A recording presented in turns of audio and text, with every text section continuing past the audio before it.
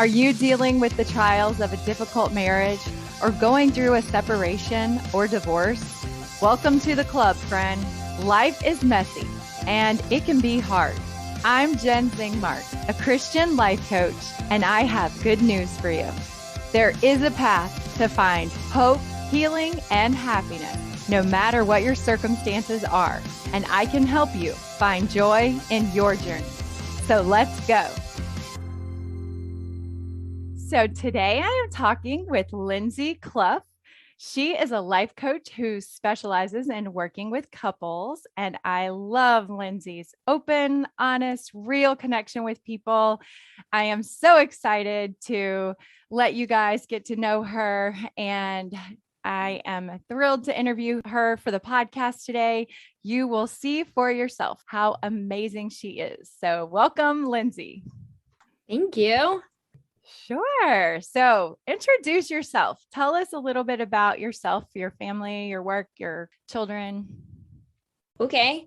So I have been married for 15 years, well, just under 15 years to my husband, Parker, and I have 3 kids. My youngest was born with a birth defect called an omphalocele, and it's where his liver, his stomach, gallbladder, and intestines were like in a sac created by the umbilical cord on the outside of his body. And so we've just been working the last year, just like to slowly stuff his little organs back in. And he had his closure surgery in October.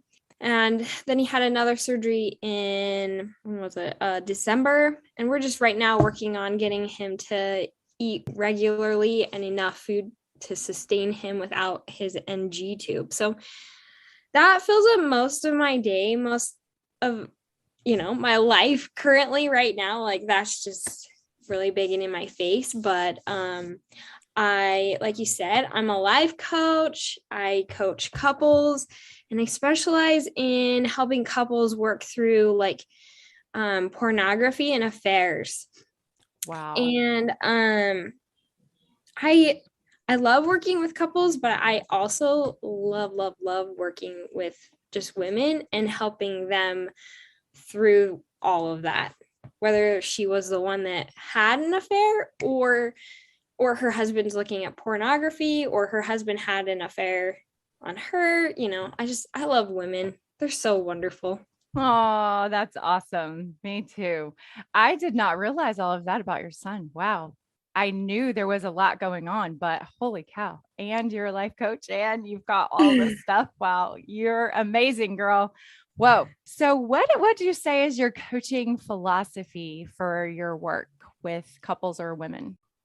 My coaching philosophy is I usually say or you'll see it on my website, we do healing from the inside out. And what I mean by that is that the way to heal relationships with other people is actually by starting with ourselves.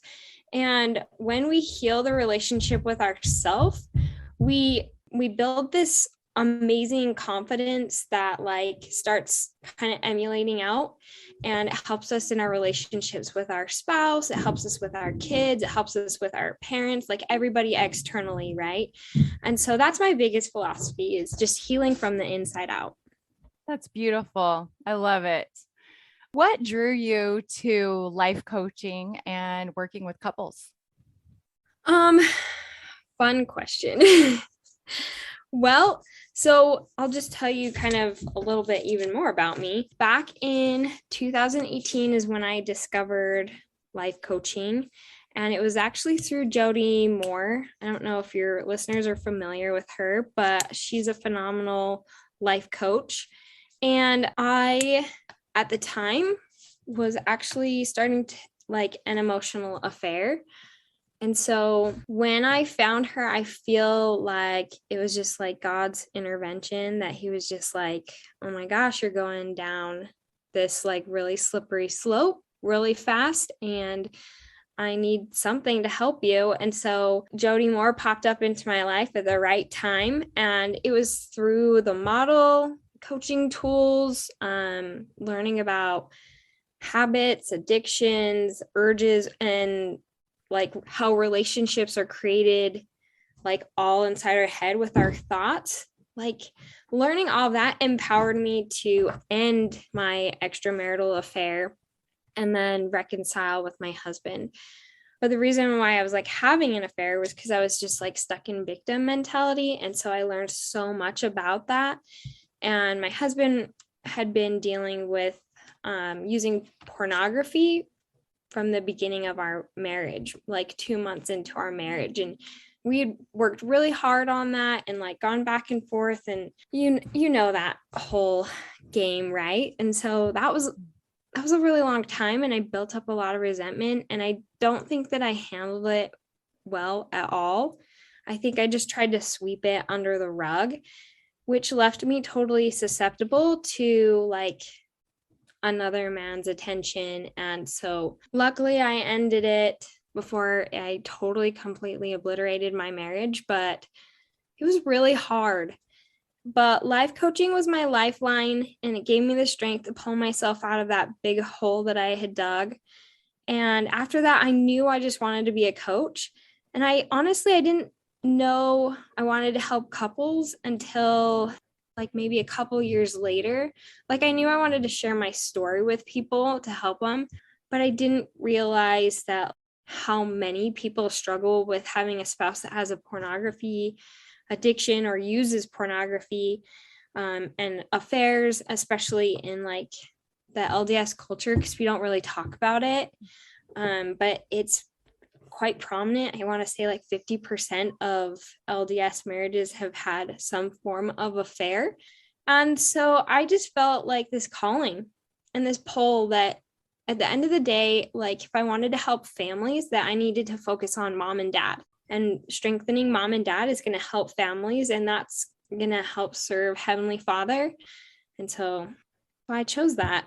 Wow, that is beautiful. What a beautiful testimony to your faith and resilience and desire to overcome. You have overcome a lot in your own marriage, and thank you for sharing that. It's amazing. And I too have helped so many people over the years who've gone through those same things. I personally have gone through similar things, and oh, it's amazing. And thank you for doing the work that you do. That is beautiful, and for sharing your story with us. Yeah. What would you say are the biggest problems facing couples today?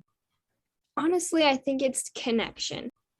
Most of my couples come to me and they're just like, they're all looking for that deep connection, and they're wondering if maybe they could find that deep connection with somebody else and not their spouse. Maybe it's their spouse is like broken, or like they're not vibing together well and stuff like that. But I mean, and I know that like relationships, right, are created through our thoughts, and like whatever we think about our marriage is the experience that we have with our marriage. And so when I teach couples this, at first they don't believe me, and they're very like, they kind of push up against it. But as I can work through their whole like model and their lives and their situations that they come to me, then I can show them like how they're creating their own experience, right? And also like a big part of like that is teaching them that we can't control other people. We only can control ourselves. So we can't control our spouse. So I work with a lot of couples on just like learning to be okay with their spouse not being okay. So their spouse is like angry, and their spouse is, sad or whatever. And I find that like a lot of moms they put up this wall and they kind of get defensive, and they don't really quite feel safe with their spouse. So it prevents that connection. And one of the reasons why they do that is because it's hard for them to tolerate like their spouse's bad mood. Right. And so they try to keep the house clean. They try to keep the kids in line and like doing well, and they want their whole life to run perfectly smooth so that when dad gets home, like dad's in a good mood and he's going to participate and be active with the family, and then we're going to do all these things. But the problem with that is that even if you do all those things and dad comes home and he's still in a bad mood, what are you making that mean about you, right? Like, I'm not good enough, our family's not good enough, our kids aren't good enough, right? Or like, my husband's just a jerk, he's always grumpy all the time, things like that. And so it's our thoughts that keep us disconnected from our spouses. And I know I do work with couples where it's like, oh, my husband's on his phone like all the time, and it's so hard. And so we work with people on that, on and husbands, and like we work with them on pornography. And same thing, like a husband might come and talk about a wife, be like, she's always like busy, she doesn't have time for me, like I want to go out on dates with her, but she doesn't like anything I like. I feel like we're completely opposite. Like, this is a conversation I had the other day, was like, this husband was like, we're completely opposite of each other, like we just can't get along, we can't do anything. Like, I want to go on a date to do this and she doesn't want to, right? But what it comes down to is just realizing that everybody wants to feel safe and everybody wants to feel loved, and everybody just wants to be able to be themselves without feeling like they have to put on a show for their spouse, right? And that they can just fall apart or be grumpy or whatever and know that their spouse is still going to love them and have their back. And honestly, they all say, I just want to have fun and I just want a best friend. And I love that, because I feel like through all of this work that my husband and I have done, like, he is my best friend. And even though we get annoyed with each other and we bicker and stuff, he's the first person I want to go to. And I think that other couples want that too. So, Oh, that is so beautifully said. I think you're right.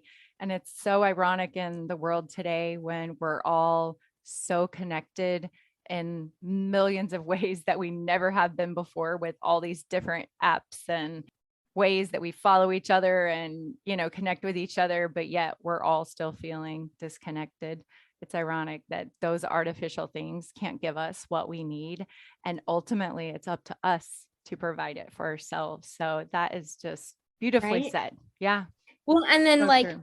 with all those ways that we connect with people, like through the internet, through Instagram, all those things, like I've had the most amazing friendships built up. I've never met them in person. It's through Instagram, right?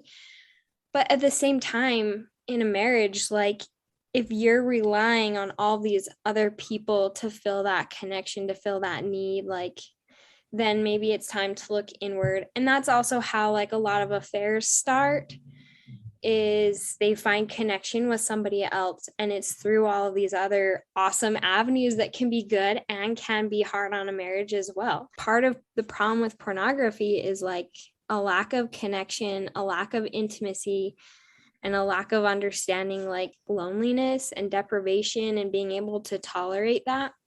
And so that's why we all look for connection externally, but until we connect with ourselves, then we can't connect with our spouse. And Yes. so, Yes, that is so true. That leads perfectly into my next question. I was going to ask about, what has your experience been like coaching couples dealing with pornography issues? And what is your advice to couples who may be listening today, man or woman, dealing with pornography in their marriage? so my advice would be, and it's kind of the same for pornography and extramarital affairs. I feel like sometimes when it even steps above pornography, when it becomes like an outside thing. Like, I just had a client and her husband was going to massage parlors, and getting special treatment there. And so like for me, that's like a step above pornography, right? Like, the consequences are not the same, right? It's all the same thing in our brain, but the consequences are different. So I'm not saying one's completely way worse than the other, but like I said, consequences are different. So for couples who have extramarital affairs or have pornography things, like, I totally think that your marriage can still be healthy, thriving, loving, growing, and all of the things, but it's going to take effort. And so first of all, like, you have to decide if you want to put forth that effort. And the next thing would be is understanding that your marriage doesn't have to be over, right? Like I remember being young and being like, oh, if my husband ever cheats on me or looks at pornography, like we are so done, right? Yes, I And think then many women may feel that way when they're young and they think yeah, that's the end of the world, but there actually is hope for a marriage after that. And it's a beautiful, beautiful thing to witness. yeah, because if you can overcome it together as a couple, like it can be one of the most bonding experiences of your whole entire life. But you can also allow it to like just eat away and erode you as a person and your marriage. But I would say that next I would say it's fine if you want to like share what you're going through with people, but you really need to set up boundaries. And if you're ever uncomfortable in a situation where somebody's talking to you about it, it's fine to say, like, I'm sorry, this is just going to be between me and my family. Like, I don't want to talk about our relationship right now. Or like, you want to find people who are supportive of both of you on the team. Because, like, if he goes to his best friend or she goes to her best friend and they're like, oh my gosh, I don't know how you can ever even handle that, like I would totally leave them if they did that to me, right? Like then that's kind of just they're offering you their thoughts, and sometimes it's hard to get those thoughts out of your head when you're trying to stick together, and so it Oh, kind of erodes the result line of I want a happy, healed marriage. But then when you have that thought playing through your head of like, oh, well, Susie wouldn't stay with her spouse if she did that, like, right? Because people's opinions, as much as we want to say they don't matter, like our loved ones, like they kind of do matter and they help shape our belief systems over time. so true. What good advice. That is really good advice to make sure you're confiding in people who have your same objectives and who are supporting the marriage and not planting or sharing their own beliefs about things that are destructive to your goal. That's really good advice. Yeah. I've always thought at the beginning of my marriage, people told us, don't ever talk about your marriage outside of your marriage to anybody, which then I felt really isolated in my grief and everything. So then when my husband did come to me and say, hey, I've been using pornography, like this is really hard for me, all that stuff, then I felt very isolated, like I felt very lonely in it by myself, and that's why I think I built up a lot of resentment. So just like it takes a village to raise a child, just like it takes a village to help a sick person, I think it takes a village to help a healthy marriage, right? Like you got to have the babysitters, you got to have the mom and dad that, like are supportive, but you have to pick. That's what you have to do. You have to pick your cheerleading team that's going to support both teams. Oh, that is such an important piece of information to share with people that are in marriages that are struggling. It's really vital to have a good support team around you supporting the marriage. That's awesome. Yeah. I honestly don't think that Parker and I would have done, like I said, it was my own personal hell, like going through all of that and like recovering from all of that. But at the same time, I feel like it could have been worse if we hadn't created that team, you know? And there were a few people that we reached out to and talked to about it. And they were the ones that kind of offered us like negative thoughts that didn't support our marriage. And so after that, we realized, okay, you actually can't be a part of my team. Like, we still love you. It doesn't mean anything. You just don't get to be a part of our team for this situation. And so we kind of put up a boundary and didn't talk to them about it as much. Oh, that's really good to know also. Really Yeah. important. Like you don't necessarily have to eliminate those people from your life, but you have to really guard and protect that goal that you're both working towards, which is pulling your marriage back together, putting the support in, but rebuilding that relationship. And you need to protect that and make sure that there aren't any people around that are trying to tear it apart. So, especially during a crisis like that, Awesome. Exactly. That's when you want all your best people around you that are going to love you guys and support you. Something else that I would talk about, you can totally start your healing process without your spouse being on board, you know? Ah, that's really interesting. Speak to that a little bit. How would you do that?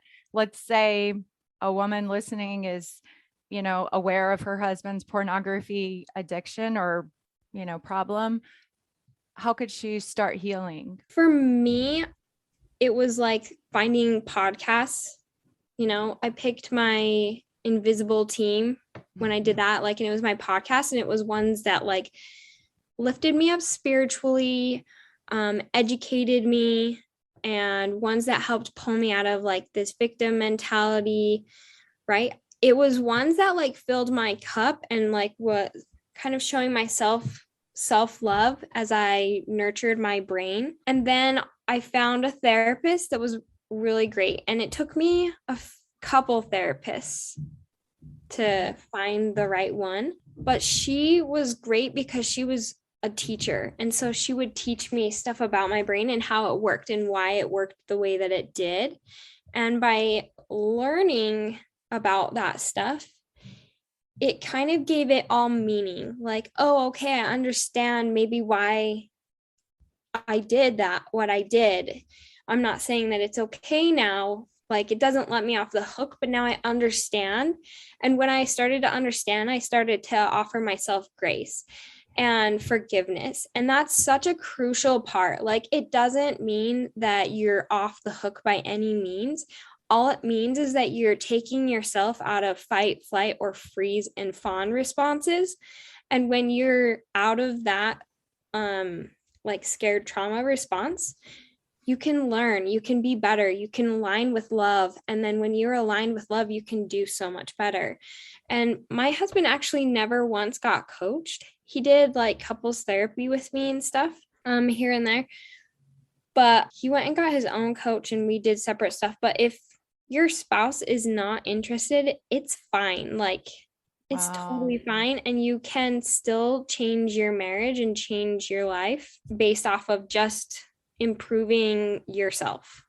That is so empowering for everyone to know. And I love it. That's one of my favorite things about coaching too, and about this work that we do. It's beautiful.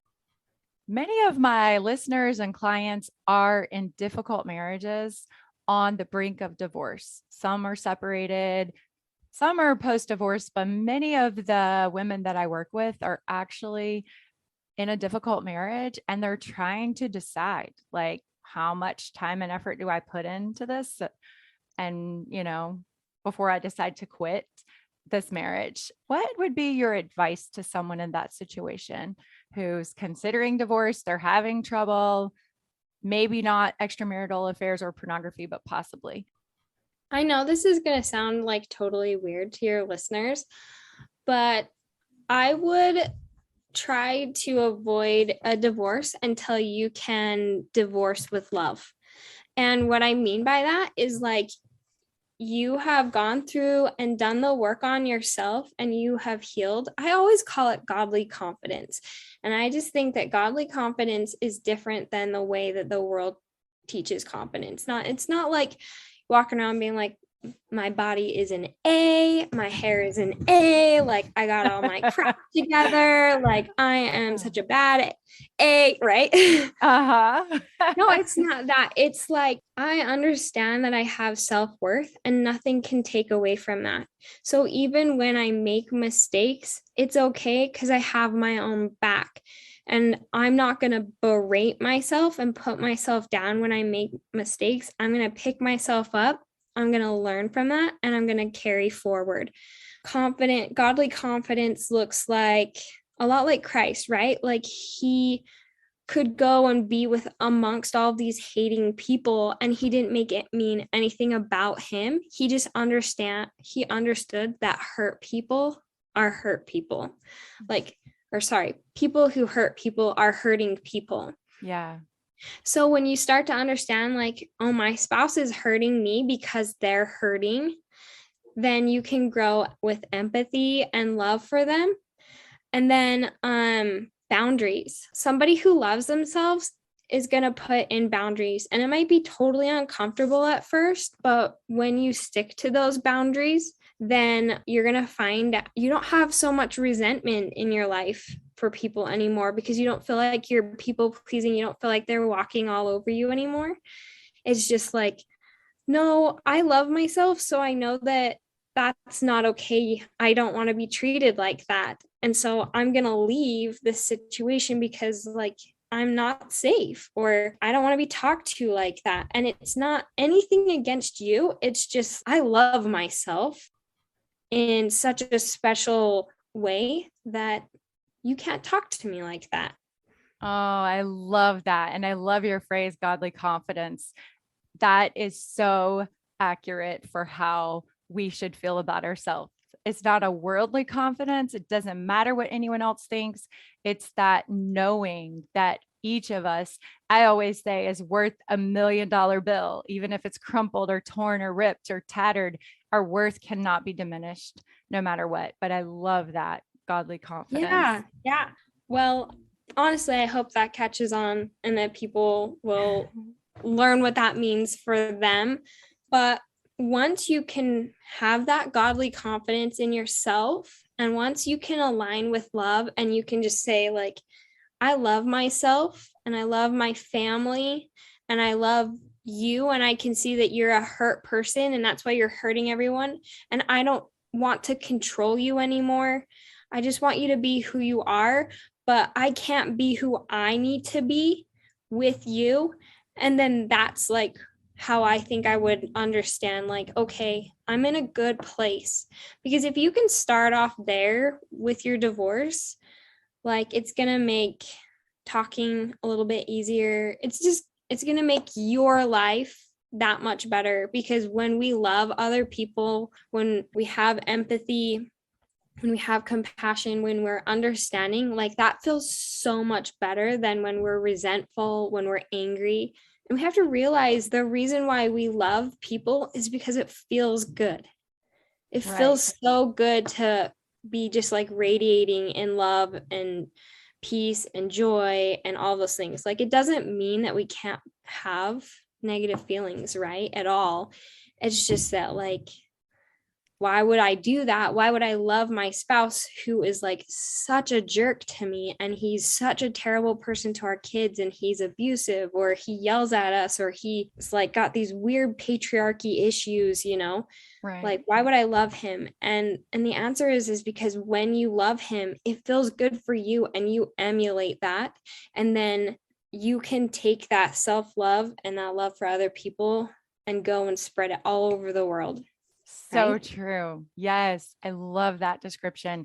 I would say that is the best way to proceed in a situation where a divorce was the best choice for you, but coming to a place of love first is definitely the best way to go. I mean, Awesome. obviously, if you're like in danger, right? Right. But every like, other case. Yes. Like, So I mean, you good. can align with love in a safe place, right? Right. Only we when can you're align with love anyways when we're highly triggered in a fight, flight, or freeze fawn state. So true. Many people have this idea that if they're in an unhappy marriage, that divorce is the answer and that will solve all of their problems. Yeah, it's not true. It's absolutely not true. Yeah. What do you have to say about that? My friend who left her marriage, like she, and there was like nothing terribly tragic in it. It's just that she was like, he doesn't love me, he doesn't take care of me, he doesn't care. And like he had completely disconnected from her. And like they were like, she was living in upstairs and he was living downstairs, and it was just super strange. So they got a divorce, and then she met like the man of her absolute dreams. They were perfect together. They were great and they worked out. They're beautiful, like everything that you would think a dream couple is. But like they didn't do the healing. They didn't do any of the healing. That's so important, where it's like healing from the inside out. And so like they push each other away and they have all this resentment. And I've never seen a couple that was more perfect together not work together. And so they've broken up like so many times. And now they finally like split. And it makes me so sad because like when I say like they're the dream couple, like you would hate them because they would be so dreamy, but they can't make it work.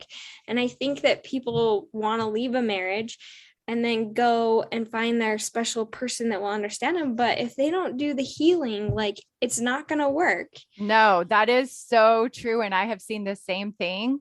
If you don't do the healing within your marriage, you just take all of those wounds, all of that garbage with you into your next relationships, and it gets worse, exponentially more difficult and complicated when you add legal bills and separate households and ex-spouses and alimony and child support and custody issues and all of these new complications to a bad situation. It gets so much more difficult. Oh yeah. And something that I try and tell my clients is that you may not have hurt yourself, you may not have cut yourself, but it's your job if you're cut and bleeding out to fix it.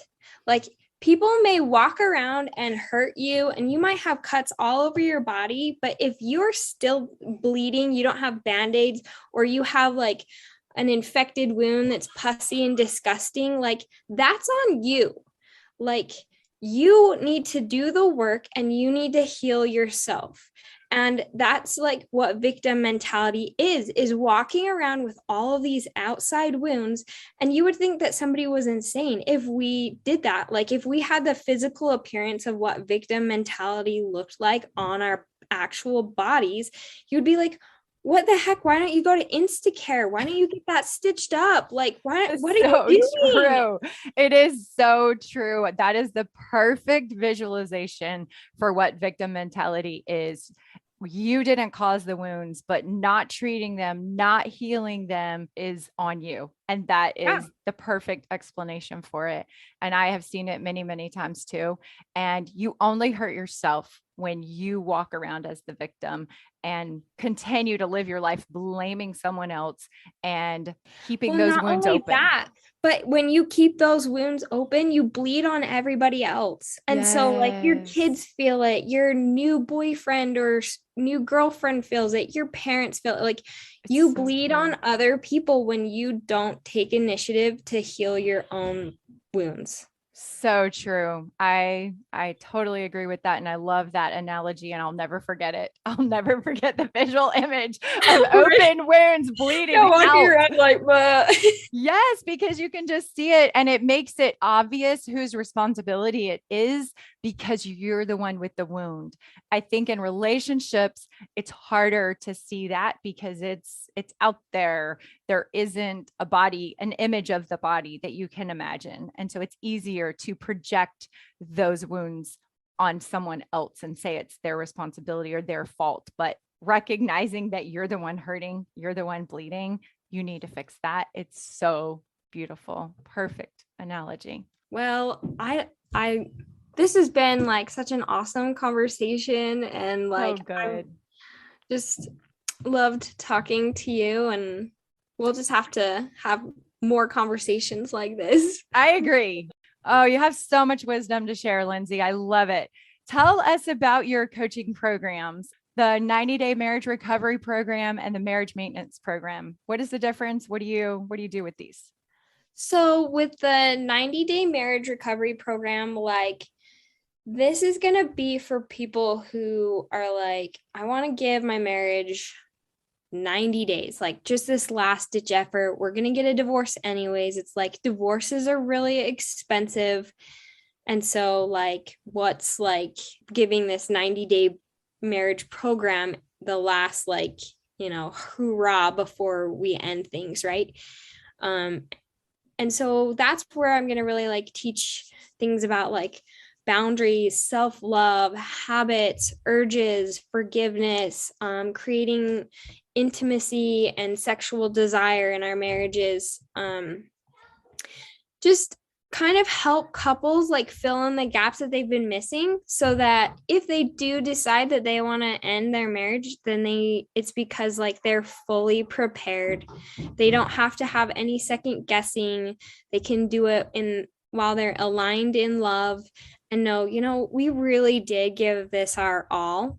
It's not that I'm like anti-marriage or anti-divorce. It's just that like if you're going to get a divorce, you want to be sure about it, right? This is a big life-changing thing. And so this is just an opportunity to figure all of that out and to have kind of like, I hate calling myself a referee because I'm not really a referee or like a moderator, but I'm unbiased. And so I don't have any problems being like, hey, like your thinking over here is really causing a lot of problems in your marriage. And if you tweak this, like if you want to tweak this, I should say, then you could have a completely different experience.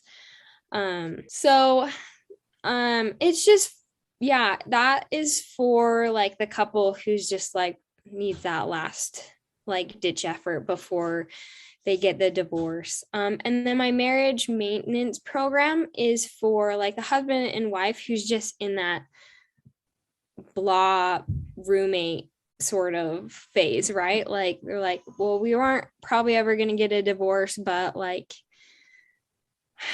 I don't know if I want to, like, there's just nothing there. That's what they say to me. There's just nothing there anymore.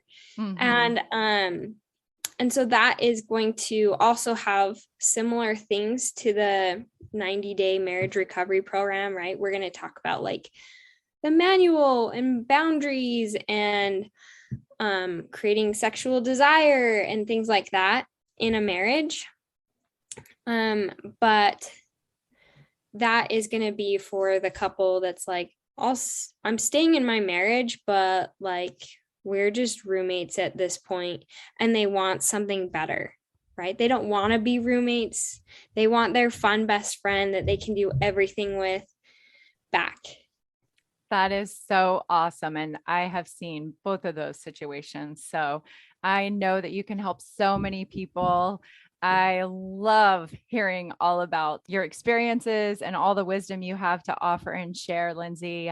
You are just a jewel, and I am thrilled to talk to you. And I am so excited for my listeners to get to learn about you and hear what you do. Tell me, how can my listeners find you and work with you? They can find me on Instagram. That's probably, and my website. So my website is lindsaycluff.com. So pretty basic. And then you could follow me on my personal one, Lindsay Cluff on Instagram, but I just opened a new Instagram account called Life Coaching with Linz. And that's where I post a lot of my marriage advice and my marriage tips. And I think that a marriage is just like elevated when you can have humor in it. And that if we can find humor in like anything, then I don't know, it just makes things a little bit better and a little less contentious. Like just an example, and I don't know how your listeners will feel about this, but sometimes my husband will like tease me about the fact that I had an emotional affair, and I'll tease him. And it doesn't hurt either one of our feelings. It doesn't trigger us. It just like, we just laugh and know that we're each other's best friends, and that was just like, it was okay. And I know that sounds so weird. Where you are now and how far you guys have come from what you went through, seriously, the brink of collapse and destruction for you personally and your marriage, and to be at such a whole, healed, healthy place says so much about how far you've come. Thank you so much for coming on and sharing all of this with us. And I just love what you're doing. And like you, I believe in marriage, and I know that you have to be a whole, healthy, healed person yourself before you can have any other healthy relationship in your life. Many times I've seen when problems boil up and explode in a marriage, it's because individuals are having implosions and they're Yes. falling apart and they're a mess. And like you said, hurt people are causing hurt. That healing has to start with the individual. Thank you. Thank you for having me on the podcast. And you are the bomb. Aw, thank you. Are you struggling with the trials of divorce? There is a path to find joy in your journey. I would love to help you. Go to jenzingmark.com to get all the info. There you'll find a free download to help you start thinking happier thoughts today. And you can sign up to receive my weekly newsletter. If you like what you've heard here and want to dive deeper into this work, sign up for a free mini session with me. This is just the tip of the iceberg, my friends. There is so much more. I would love to work with you and be your life coach.